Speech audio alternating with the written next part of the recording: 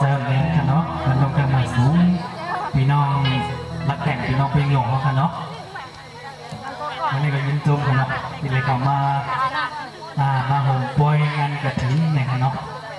อันนี้ก็เขาถึงมาเอาดังความของครูมัวค่ะเนาะมวลสวรรค์ดังความอันนี้ถือไว้เมาอยากพูดเมืองต้นเนี่ยค่ะเนาะสังตัวพิษไม่ได้พิษตีคนก็ยังเลยยังนำค่ะเนาะครับในขณะก้าวข้าเธอแล้ว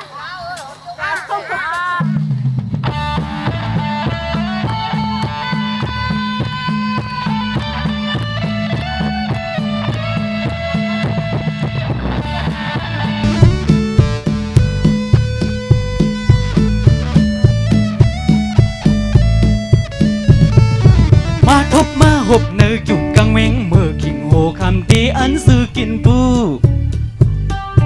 สดเด็กคุบเกี่ยว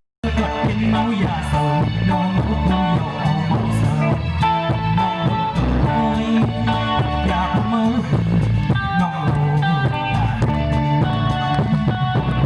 น้องทำเล่นน้องมุงเป็นปีน้องสั่งเธอที่เต้าดึงปีตั้งเขานั่นสุนหมอกกังเวงตีออกที่ลันนังน้องกินอยู่น้องมึงตัวน้อย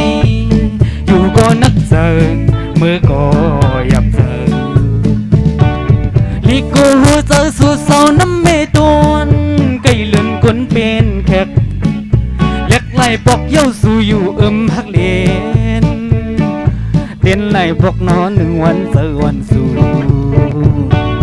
อันเมื่อขึ้นซ้ำโกไก่คันสู่เมืองวันไกวเลเจอนึกเป็นกำ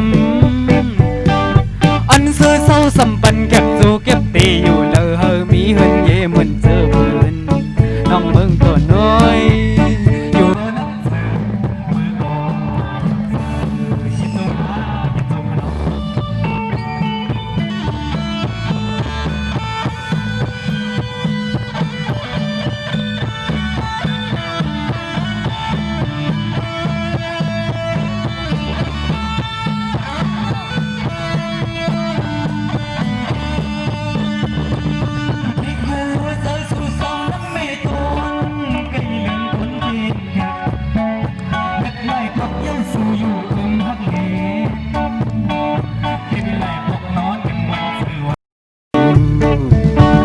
อันเมื่อขึ้นซ้ำกูไก่คันสู่เมืองวันไกวเลเจอนึกเป็นก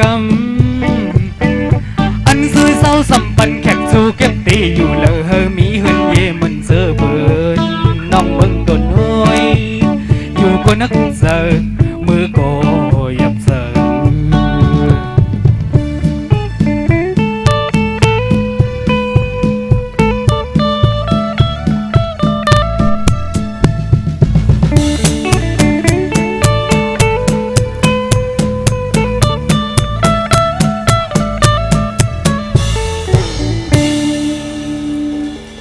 เอาค่ะอินซูมกันเนาะสังเจว่ามีตีพิษตีเปิงในก็ย้อนคว้างเอียนำกันเนาะ